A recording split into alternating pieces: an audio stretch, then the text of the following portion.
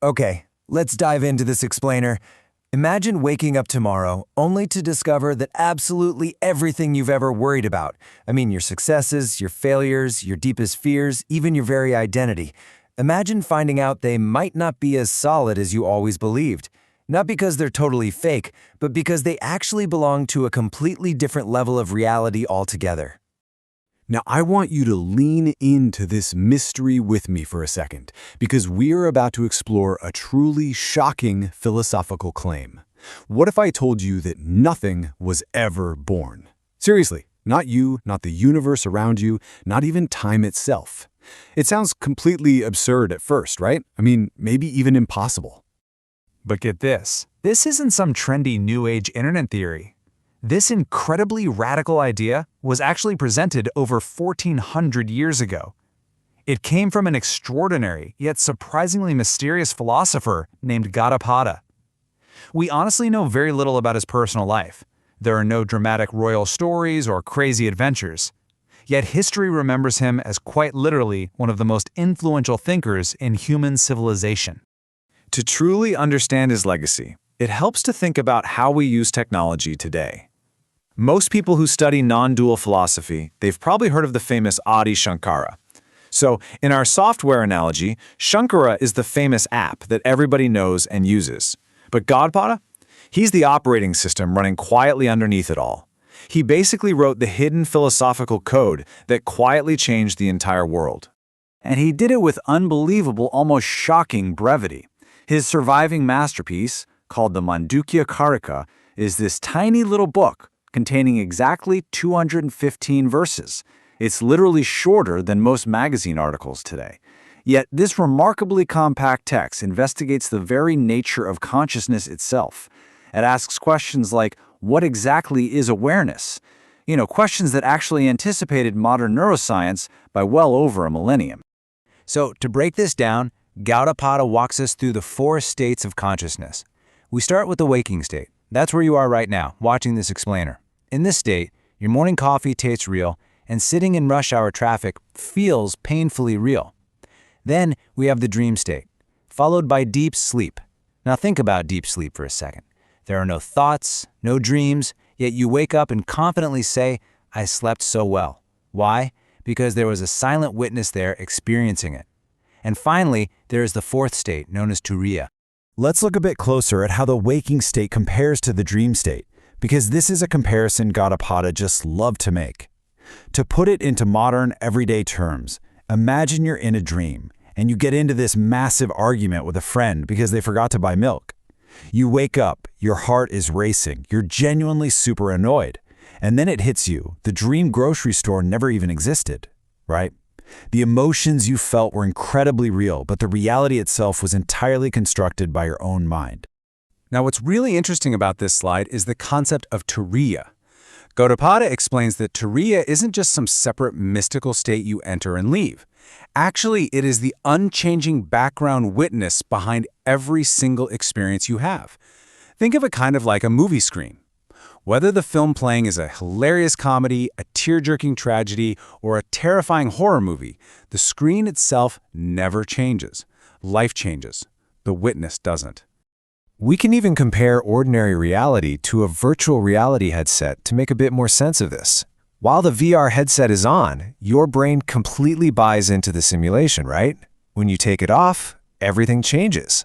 Modern neuroscience actually totally agrees with Gaudapada here.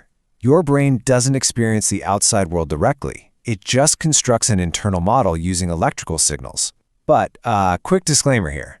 Even if the physical world is just a constructed layer of reality, please do not go walking into physical traffic. The truck is not going to stop to congratulate your enlightenment. Relative reality definitely still matters. And that brings us to Gaudapada's most radical teaching by far, Ajativada, or the philosophy of non-origination. This is the absolutely breathtaking statement that nothing is ever truly born. Birth and death, they merely belong to appearances. They don't apply to ultimate fundamental existence. To really grasp this, just think of the ocean. When you look out at the sea, thousands of waves appear, right? They seem to have a clear beginning, a peak, and an end. But from the ocean's perspective, Did a completely new thing actually appear? No, not at all. The ocean doesn't create new things. It simply takes on temporary waveforms. Actually, modern physics tells us something very similar. Energy and matter just recycle and change form. The underlying reality continues, completely undivided. And this really helps us understand a deeply, deeply misunderstood concept, which is Maya.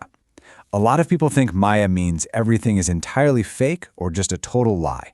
It doesn't. Maya means an appearance or an illusion, but one that absolutely has a functional reality to it. It's like looking at a beautiful rainbow or crying your eyes out during a sad movie. Your tears and your emotions are incredibly real, even if the fictional characters on the screen are not independently real. Because we misunderstand Maya, we suffer. But here's the thing, suffering isn't actually created by reality, it's created by our mental interpretation of it. Think about the last time someone ignored your text message. Instantly, your mind probably invented 10 stories of ruin. Oh, they hate me, they're mad at me, I completely ruined the relationship. And then, hours later, you find out their phone battery just died.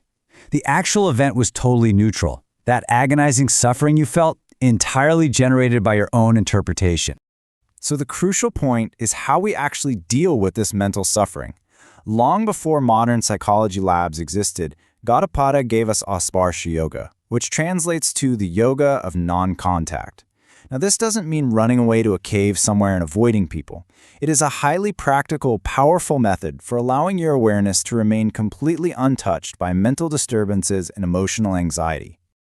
Let's bring this to life with a quick visualization. Imagine your thoughts are just objects floating down a river. One thought floats by telling you you're amazing. Another floats by predicting total disaster. But these are just floating plastic bottles and fallen leaves. Asparśa Yoga teaches you to just stand on the riverbank and observe them. Do not jump into the freezing river to chase every passing object. Watch your thoughts, but don't become them.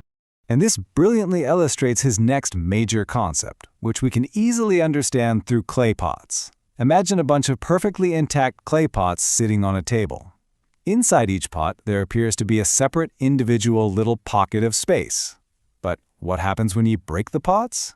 You instantly realize the space inside was one unified space all along. It was never truly divided from the space outside. The containers merely created the appearance of separation. This leads us to a pretty breathtaking conclusion. Atman, which is your true identity, is not separate from Brahman, the infinite reality itself. Human consciousness is one. And when you deeply realize that we share the same unified space, it naturally transforms how you behave. It softens competition and massively increases your compassion. Why? Because hurting another person literally becomes as absurd as intentionally hurting your own hand. But let's be real. We live in a modern, highly distracted age. It's filled with constant notifications, addictive algorithms, and endless advertising, constantly telling us to upgrade our lives. So Gaudapada asks us a piercing question. Who is the you that you are trying to improve? If your identity is just a temporary clay pot, well, no amount of external achievement will ever create lasting peace. We have to learn to own our possessions and use success without becoming imprisoned by them. Let's move to you and see how this builds into a practical, everyday framework for waking up from psychological suffering. It's essentially a simple 5-step process. Step 1. Pause when your emotions become overwhelming. Just take 3 deep breaths. Step 2. Observe and separate the actual objective facts from the wild stories you're inventing in your head. Step 3. Remember the witness. If you can observe a thought, you cannot be that thought. Step 4. Act wisely from a place of clarity, not impulse. And finally, step 5. Return to this practice again and again. Gaudapada's ultimate invitation to freedom is perfectly summarized in this beautiful idea. Like the sky, you remain untouched while clouds endlessly come and go. You are not your passing thoughts. You are not your fleeting fears, your successes, or your failures. You are the vast, untouched, silent sky behind all of that weather. So I want to leave you with this final provocative thought today. Who is the silent awareness looking through your eyes right now? The freedom you've spent your entire life searching for has never actually been somewhere else. It has quietly been that presence all along. Now, if this explained or expanded your view of consciousness and reality, please like, share, and make sure to check the link in the description to download our free life-changing ebooks to continue your journey. Keep questioning, keep observing, and thank you so much for joining me today.